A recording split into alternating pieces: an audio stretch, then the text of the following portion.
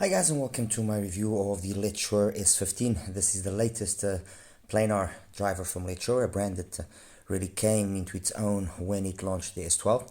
So I'll be talking to you about the LETSHUOER S15, and I also thought it would be interesting to revisit or re-talk about the MP145 and why the MP145 in particular, because in my opinion I believe that these two models are currently the best planar drivers or earphones that you can find in the market.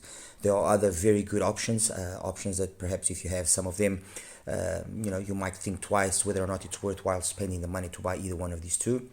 There are cheaper options as well which offer extremely good performance, but if you are looking for let's say the best or the ultimate or the most complete planar IEMs currently available, I believe these two fit the bill, the S15 and the MP145 from HIDIZS. Anyway, I'm going to take you through the boxes of each one of them. The MP145 comes in a very simple box. I mean, I've shown you this before, but anyway, never enough. Inside, the IEMs came over there. Okay, inside here we have a little carrying pouch, and then we have a nice selection of tips. The tips that I used for the longest period of time and the ones that I was actually recommending are the balanced tips, and these balanced tips are very similar to the LETSHUOER tips that I have over here as well, as you can see. Very similar, and they basically, in my opinion, provided the best balance of sound. The MP145 does have the exchangeable nozzles terminations, as you can see here. And be it the silver termination or the gold termination, the rose gold termination, there you go, focus, there we go, they are for me the ones that give the best performance. Okay, so simple box, really nothing too out of the ordinary or what you wouldn't be expecting for this price. If there is a little attention that I would have liked to have made, which I already mentioned, is the fact that a carrying case would have been nice instead of a solid carrying case, something along the lines of that, or a nice solid carrying case. After all, this is a $150 IEM, so something a little bit more substantial. In terms of the specs, this uses a 14.5mm planar driver, and it's got a 30 ohm impedance. That's roughly in a nutshell the characteristics of the MP145. This is the stock cable, okay, and the actual IEM, as you can see, beautifully crafted, a very nice CNC machined alloy shell. I mean, beautiful, honestly beautiful. A little bit on the big side, granted, it is not an IEM that will fit everybody. Even in my case, it does protrude a little bit from my ear canal, but it is something that I can more than live with when I actually consider the performance that it offers. It's got a really nice, I'm using a really nice XINHS cable, as you can see, matches really nicely. And I'm using a CP145 tips from SpinFit, which is quite a bit of an unusual thing for me to do. But after trying out several tips, I was actually able to get from the 145s just a little bit extra detail over the balanced tips that I was using. As for the LETSHUOER S15, again, box, very simple affair, nothing too fancy. On the back of the sleeve as well, we have some characteristics. They talk about a 30 ohm impedance driver as well. It's a 14.8mm driver. This seems to be the generation 3 driver, following the sequence of the original S12 and then S12 Pro, which had the generation 2 driver. As for the box, again, open it up this way. We have this little, oh my, this doesn't want to come out now. Oh, there we go. There we go. Okay, inside here we have some paperwork, quality control, stamp over there. All right. So just what would be expected. IEMs came sitting over here. All right, which I'll get to in a second. And then underneath, in a system that we are starting to see a little bit more in the cheaper IEMs, we have a drawer which has the 3 terminations for the cable, which is a modular cable, and then the actual tips themselves. It brings these bluish ones, which I found them to be they're wide bore, but I find them to be just a little bit too soft and it kind of, not always, but gave me the sensation that it somehow softened the bass slightly. And then we have the other ones, which are the typical LETSHUOER tips, which are the ones that I'm actually using on the S15. Anyway, the package, the accessories package as well, is a decent accessory package. There are some remarks, however, that I would like to make, and one of the first remarks that I want to make, let me just close this up, put it over there, it has to do with the actual quality of the carrying case. I mean, this is really cheap plastic. This is a $319 IM, okay, and if you are going to charge that money, every little single thing counts. If we were talking $140, $150, I wouldn't be really complaining. You know, this is very much the same style or quality of case that you bring, the DZ4 brings. But on a $300 plus IM, I expect to get a case like this one that I actually then bought from SoundLink. Metal case with a nice finish on the inside. This is what I was expecting, okay, which, I mean, they themselves have done for the EJ07M, for example. So that's the case that I'm actually using, and not the stock one. All right. As for the S15 in itself, cable, as you can see, is the same quality cable as you got in the S12 Pro and S12, which I'll show it to you in a second, just that it's now a fully modular L-shaped plug, while on the S12 it wasn't, and then on the S12 Pro it was modular. The L-shaped, I've been a bigger fan, to be honest. As for the shell itself, it's got the same color as the case. It's got this baby blue color with a metal faceplate. I'm not going to say that I dislike it. No, I don't dislike it. I think the thing here that doesn't do it the deserved justice is the color. This kind of going back in retro style color is not exactly well. In this case, it didn't work for me, at least. It doesn't offend me, but it also I don't associate this kind of look with excuse me, with an IM that does cost $319. I would have liked to have seen at least a different color choice, at least I don't know, maybe if it was a burgundy color, maybe if it was a full metal shell would have actually been nice. I mean, since they have done metal shells from before, and I have my theories with regards to why they didn't use a metal shell, but look, it is what it is. As for the shape of the shell itself, it's fine. It fits me nicely. Much better fit than the MP145. I mean, that's the reality. Still, the S12 does fit slightly better, okay? Like I said, metal faceplate. It's resin 3B printed, 2-pin connector.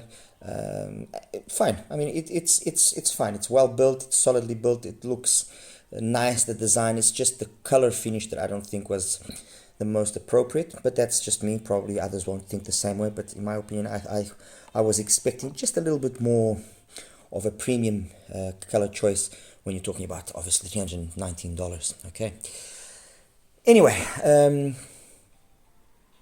much like the MP145 has the adjustable nozzles, the LETSHUOER S15 has also got a trick up its sleeve, and that trick up its sleeve is a passive resonator of sorts,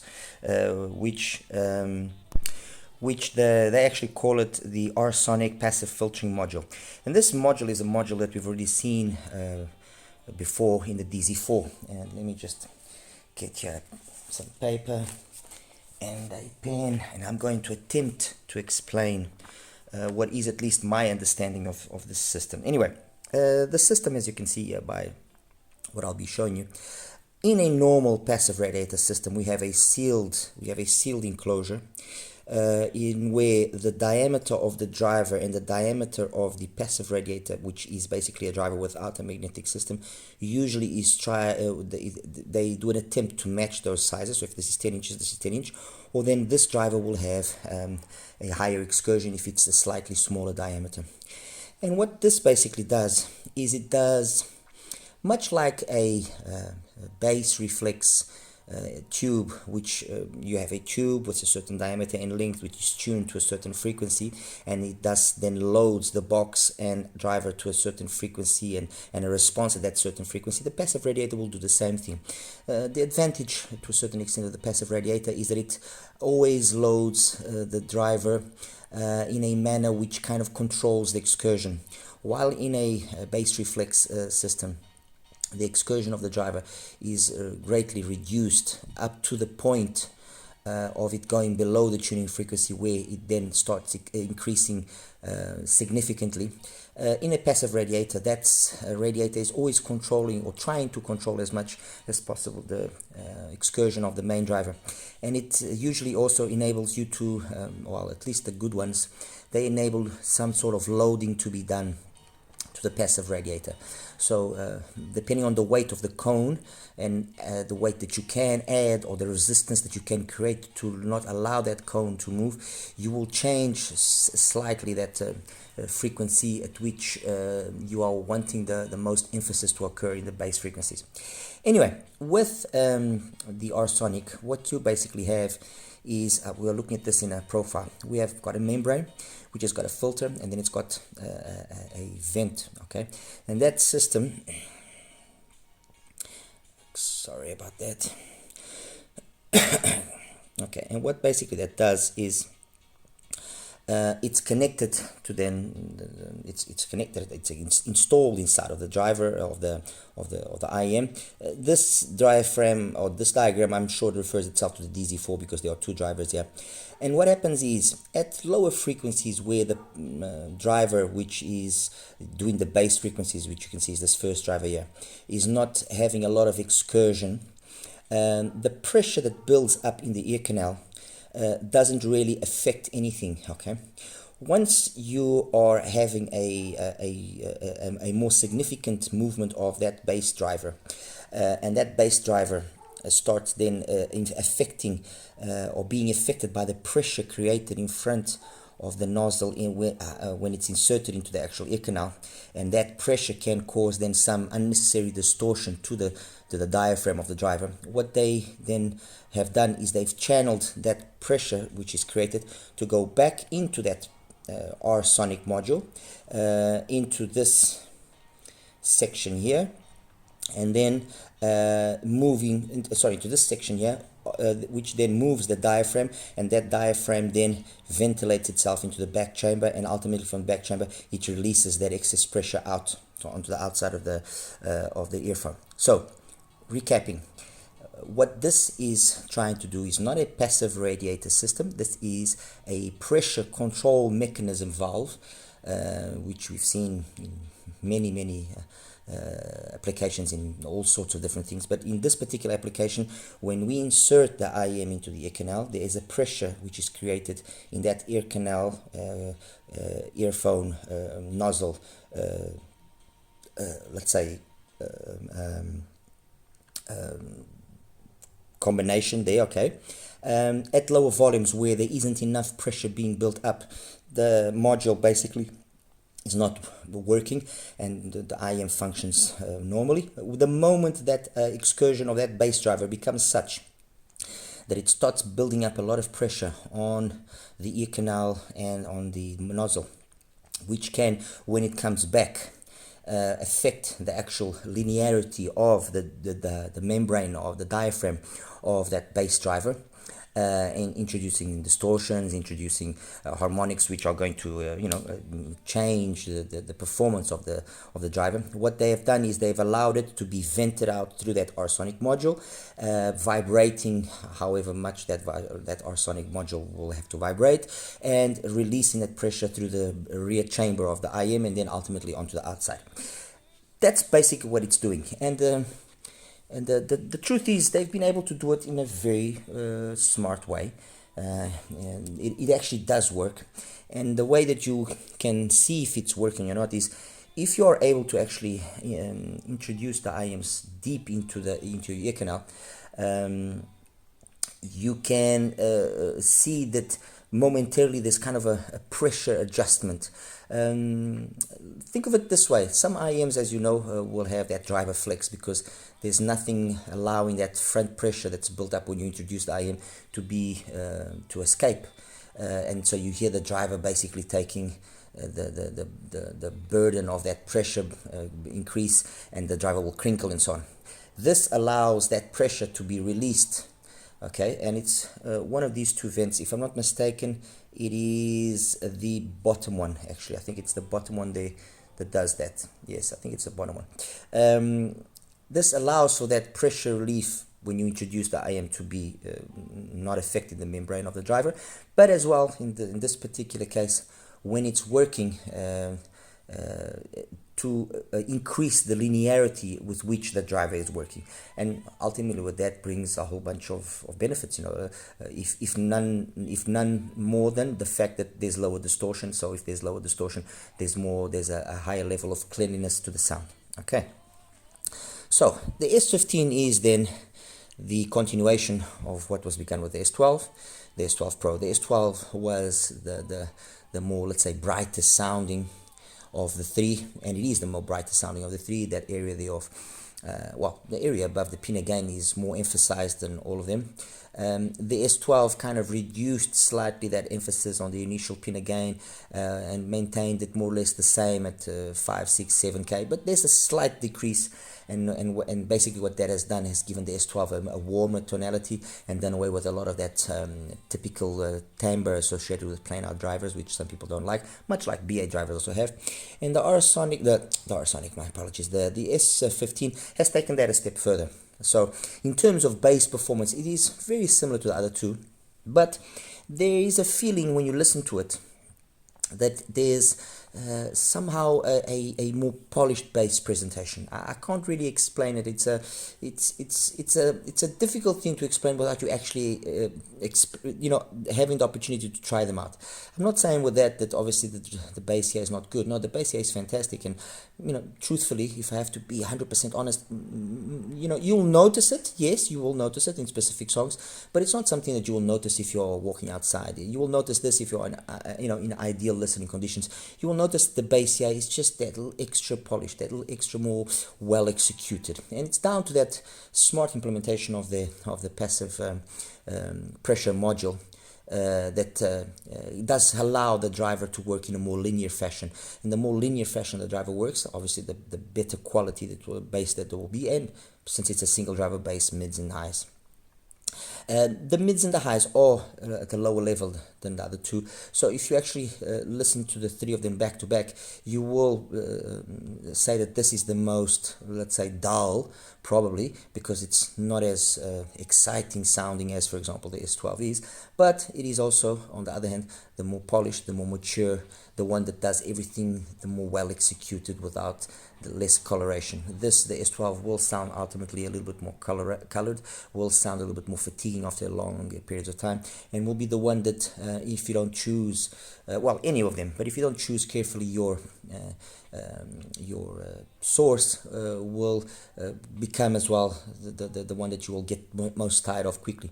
The S12 is a significant improvement over that, and be it with the LETSHUOER tips or with the Comply foams, which I've got here, it works fantastic. On the Complies, for example, on the S12 really didn't do much, but on the S12 Pro they do seem to improve things a little bit, especially in linearizing more that 4, 5, 6, 7K area. All right, the S15 just takes that another step further.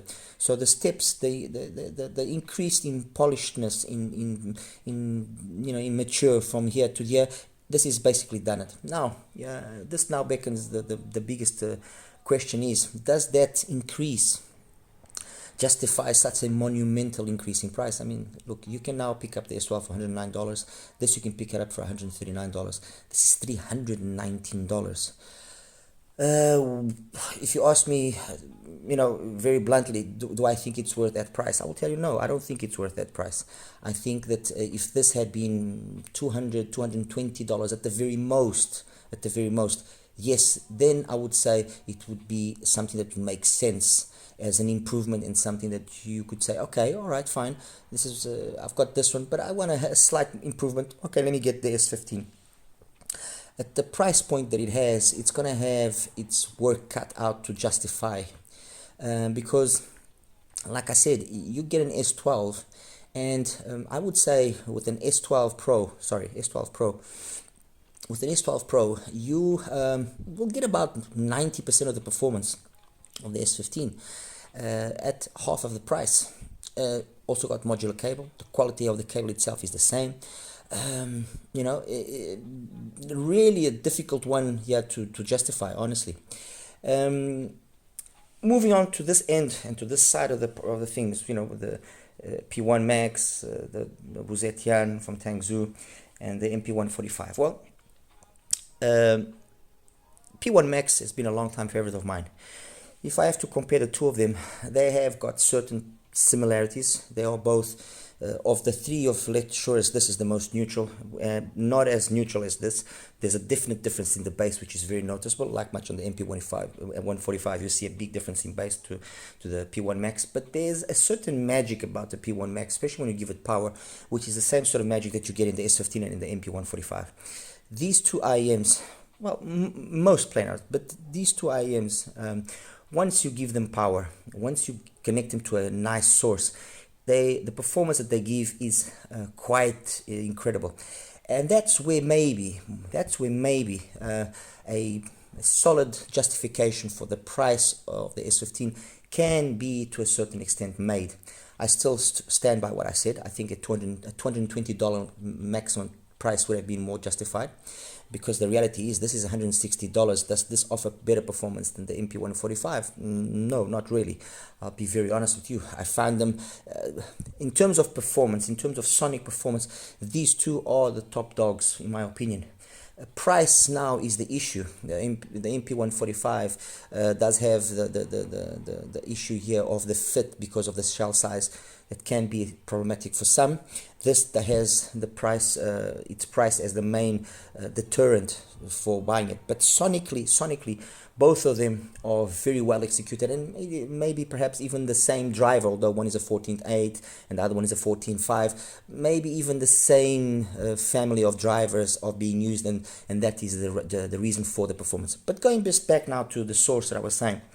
I found that be it the S15 or the MP145, they performed in an absolute flawless manner with the Colorfly M1P connected with my topping NX7, and they performed in a stellar fashion with the Q15 from FIO. Actually, to be honest, or to be truthful, the Q15 made all of these IEMs actually sound pretty spectacular. And I think it's down to the implementation of the AKM 4499 DAC that they have inside. I mean, even the, let's say, I'm going to use now perhaps not the best word, but even perhaps the harshness of the upper mids and treble of the S12 with the Q15, it sounds really, really nice. So the Q15 makes makes or enables the S15 and the MP145 to have a level of performance that I would say starts enabling them to rival way more expensive sets. And why by way more expensive sets, I say that this takes the level of their performance into, for example, the level of DTE 900 from Soundrime, into the level of Manget's Zen Stop, into the level of Yan Moonlight Ultra. So it takes it to that level of performance. It takes these two planars to a sonic ability that is really up there with significantly more expensive sets. So when I take the S15 and I compare it with the P1, like I was saying, yes, with a normal dongle, and let's say for the sake of this talk, with the Colorfly, if I listen to one and the other, the Colorfly matches the S15 beautifully, but the P1 Max, it matches it well, but with the P1 Max, something like the Shio, or maybe the Cayenne, the RU7, is able to give it just that little extra energy to make it truly shine. Okay, so yes, this sonically is a better IM than the P1 Max, the biggest the biggest or the main issue here again, like I've said, is of course we are talking about an IM that's $319. You can have that for $99 compared to the Wuzetian. If you have a Wuzetian, the biggest difference you will see between the two of them is just the smoothness that the S15 brings and the effortlessness that it brings. When I connected the Wuzetian to the Q15, yes, it did make it sound better. It made it sound smoother. It polished it up without a doubt. But it wasn't in the same manner as with this partnership here. This partnership is really phenomenal. I don't want to sound like I'm here shilling it, but it is. I mean, you guys that have followed me know me that I love my NX7, and my NX7 ain't going anywhere. The Q15 is not going to substitute it completely. The Q15 has its place for what it is as a single unit. But the NX7, its neutrality is absolutely spectacular. And the performance that it offers when you start matching it up with different dongles, it makes it very, very solid. Maybe it might not be the most visually pleasing thing in the world because you have to combine two things and more. But for the way I use it, which is basically at home, I don't really go outside with this. When I want to go outside, I just use my Bluetooth DEC amps, my QLEX or something along those lines, or I use then my TWSs. So I end up using this more as kind of a desktop setup.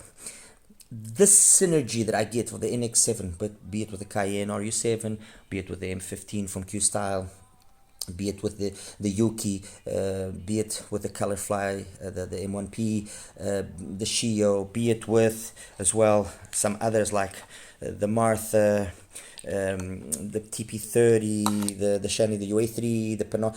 The ability that it allows me to actually differentiate between all of these dongles is phenomenal. And if I have it connected up with the Wuzetian and I have the Q15 connected up with the Wuzetian, I get very much basically the same performance. When I connect the S15 to this, or I connect the S15 to this, I notice a difference. There is a difference.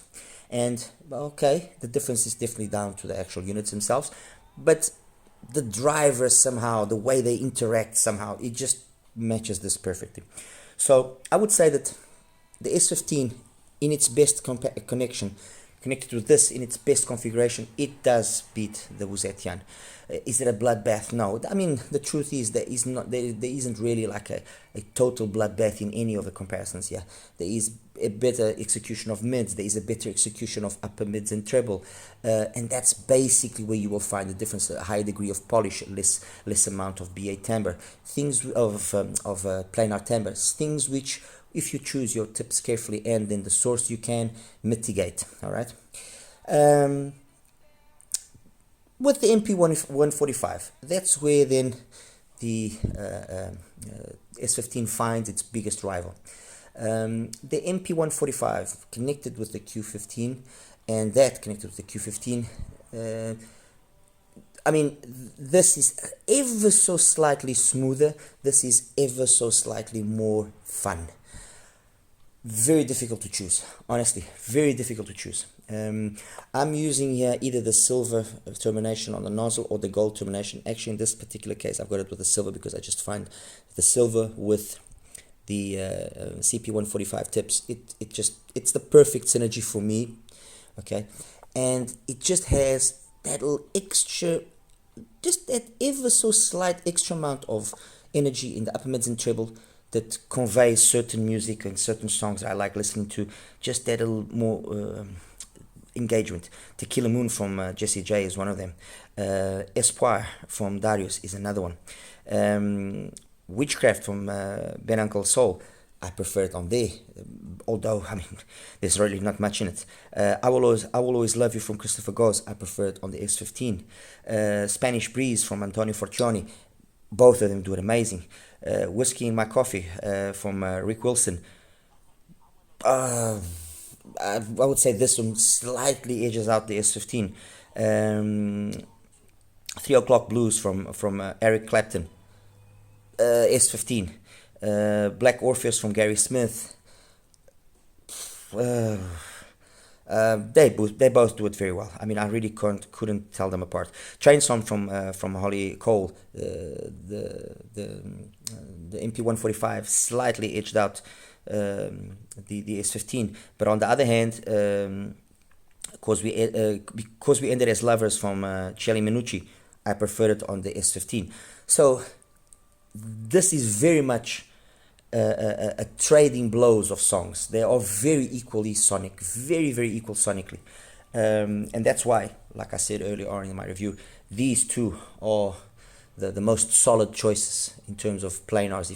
If you want to have the ultimate, strong word, take it with a grain of salt, if you want to have the ultimate planar drivers right now currently available, these two are the choices. Obviously, as I've mentioned already a few times before, the price is the biggest deterrent here. But if price is not a problem for you, okay, and you want the sound, then you can't really go wrong with any of these two. You just cannot go wrong. All right, and I think that basically covers. I mean, like I was saying, bass between the two of them is very similar. It's got enough. It's got enough weight in the sub bass. It's got enough slam. The differences that do exist sometimes in the quantity of the slam or the snappiness of the slam is very much dependent then on that little extra energy that you sometimes find here on the MP145 over the S15. In terms of the mids, both of them do the mids beautifully. And then that sensation of space, of air, of soundstage, again, both of them are very equal. Imaging, spectacular, nothing wrong with. I mean, both of them image and separate instruments and vocals and position them very well. Detail retrieval on either one of them is phenomenal. Resolution is phenomenal. I mean, they both have what a planar driver is known for having, with the fact that they both have been tuned in a very mature manner to not showcase perhaps the negative aspects of planar drivers. Again, let me just repeat, this is all with my music, my ears, the tips I like using. I mean, what I'm saying here might not apply to many of you. So if possible, if you have the chance, go and listen to them. Listen to them. If you have even the opportunity to listen with a Q15, do it. Trust me, I'm sure you will be very impressed. And in terms of tips, I would suggest the stock LETSHUOER tips work fine with the S15. I really didn't see any benefit of using other tips. But the MP145, actually, I tried the spin fits just by curiosity. I was just measuring several tips to see how the MP145 would perform, and I was very impressed. One last thing which I hadn't mentioned in terms of timbre and tonality, and I've mentioned this quite a few times before, the P1 has always been for me the one that satisfied me the most in terms of a planar when it came to timbre and tonality. These two, the MP145 with the spin fit tips, is able to outdo the P1 Max, and the S15 as well does outdo the P1 Max. So in terms of timbre and tonality, these two have been able to outdo the P1 Max, something that when I had previously spoken about the MP145, I was kind of a little bit undecided, right? But in this configuration, like I have it here, connected with the M5 with the Q15, absolutely phenomenal. I mean, it is really impressive. If some of you, if some cannot afford to go this far, then I would say try the Colorfly, the M1P. I mean, this is like $75 from HIFIGO. It uses also an AKM of 4493, and it's actually interesting because the UA3 uses the Shanling also uses the same DAC chip, but the way that the DAC chip has been implemented here and compared to the Colorfly here, by comparison, it sounds less polished. I'm not going to say harsh, it just sounds less polished. So definitely the Colorfly is the better one. And with regards to some of these other ones, I mean, I would honestly stay away from the Martha. The Martha is way too clinical to in my opinion, allow some safety with regards to not finding that aggressiveness or that beat of that timbre of that planar to be present. So what I say stay away is under those circumstances. However, if you're a treble head, then fantastic. I mean, the Martha is pretty good, and it's actually interesting because the TP30 uses the same 9038 ESS DAC chip, but the way that it's been implemented here makes it slightly warmer. So if you are going to use an ESS, I would probably recommend maybe the TP30. And then out of the Cirrus Logics, the 43131 or the 43198, definitely the 43198, be it the one in the Shio, or if you know the cheaper one, or then if you can go for the Yuki. Those are definitely the ones I recommend. So Colorfly on the cheaper end, let's say, of the budget, if you want to go, and if you're under $100 for a deck, the Colorfly, the M1P is fantastic for the S15 or the MP145. The Shio, the same thing. And I would say the TP30 are probably the three best options. If you're wanting to spend a little bit more money, then definitely the Yuki is then a choice. And the KN RU7 and the M15 have always been choices. But obviously we're already now talking over $200. Guys, I'll show you now quickly the graphs and we'll wrap it up. Hi guys, and welcome now to the graph section here for the LETSHUOER S15 and as well the MP145. Let me start off here with the graph for the S15. Actually, let's start off with the graph of the S12. Alright, this was the graph of, this is the graph of one of the S12s that I have. I've got, if I'm not mistaken, 4 of them. They're all graphed more or less within the same thing. Some of them just a little bit less space, some of them a little bit more peaky in this 2 to 3 area, okay? But this is one of the, I'm not going to say the best ones, but this is one of the S12s that I have. And as you can definitely see, yes, this whole area is quite energetic. Nothing offensive, or nothing that, maybe a little bit lack of polish when you compare it with some other planars. Yes, you can notice a little bit that BA tonality. Here I go again with the BA tonality. With that, you can notice again that planar tonality sometimes. But once again, nothing that is offensive or that I myself particularly consider offensive. So this is the S12. The S12 Pro then came along, and this is the S12 Pro using the Comply foams. And using the Comply foams, it dropped a little bit this area between 2 and 5K a little bit. And as well a little bit of the extension past 10, which made the bass a little bit more felt. And basically what this did was it didn't really lose any of the clarity in terms of the vocals, especially female vocals, but it conveyed them a better tonality, and a tonality which was less colored and less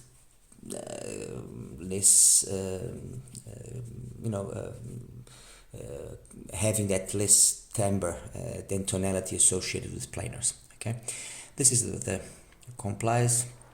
The one that I'm going to show you now using the LETSHUOER silicone tips, which is exactly the same tip that I used on the S12. So let me just take away the phone.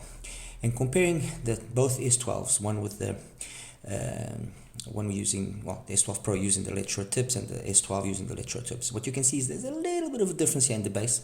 A little bit, nothing much really that you can notice it. And as well, the way that it's done over here is just slightly different, okay? The truth is the S12 Pro, for me at least, is the better of the two, more polished, a little bit more mature. So there is a little bit of an upgrade, let's say, sonically. And yeah, one that will justify, if you perhaps have already an S12, maybe, I guess $130 for the S12 Pro is not, it's not going to be a deal breaker for many. So I guess you could get the S12 Pro. This that I'm going to show you now is the S15. So you can see that in terms of the bass, they're all very, it's all the same. You don't really notice that this minor difference here, you don't really pick it up. What you do notice is that the S15 is the smoothest of them all. While, for example, on the S12, we had everything sitting within a window of roughly 10 dBs, 10, 11 dBs. On the 12 Pro, everything sat within a window of 10 dBs. 10 dBs more solid than 11 dBs. Okay, especially this area here, as you can see, was the area that was slightly tamed. The S15, everything sits within a tighter window, and a window which is So about 8 dBs. So you've got roughly about 8 dBs of gain into the bass, 8 dBs of gain into the piano. So what does that mean? It means that it's definitely the smoothest of the three. Definitely the most mature sounding of the three. But that doesn't come at a cost of having lost anything in terms of what I believe a planar should be capable of doing. And what does that mean? It's cleaned up this whole area here of the mids, upper mids and trebles. So it's way smoother, way more proper, detailed vocals, female vocals come across in a much better manner, much cleaner, plenty of extension past 10k.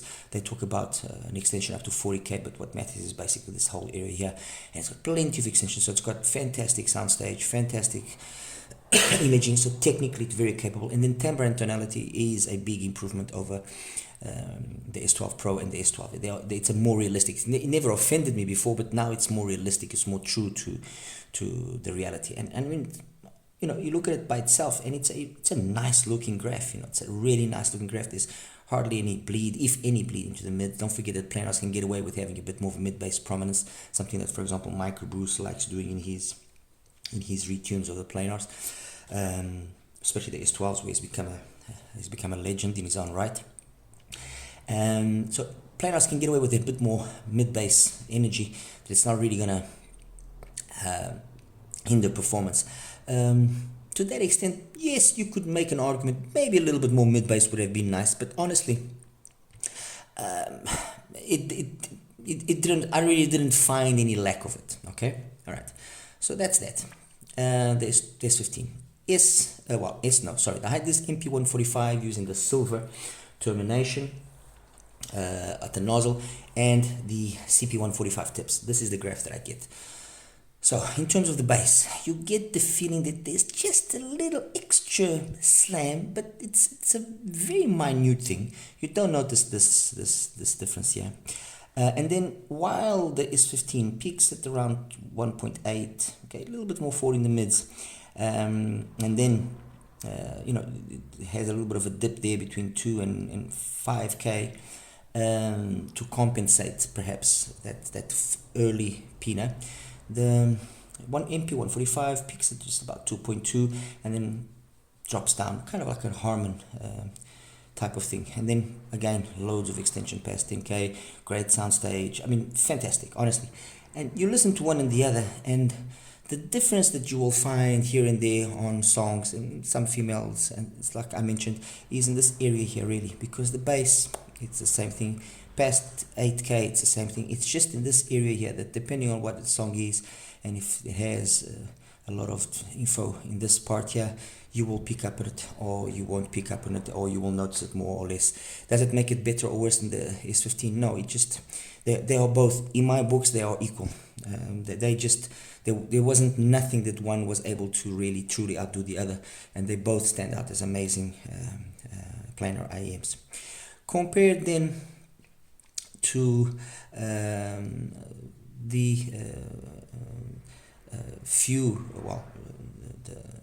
the P1 and the Tangzu Wuzetian with P1 number 20. P1, okay, everything normalized at 1k, and what you do notice straight away is not the area of the mids, because the mids on the P1 are really well done. You do notice is that the bass is significantly thinner than the other two, the S15 and the MP145. Because with the mids and upper mids and treble that it has, it's fine. They match each other and it sounds fine. But when you compare it with the MP145 and the S15, yes, you do notice that it's lacking a little bit that extra weight. So it stands, it's a little bit behind. Compared with the Wuzetian, bass is very much similar.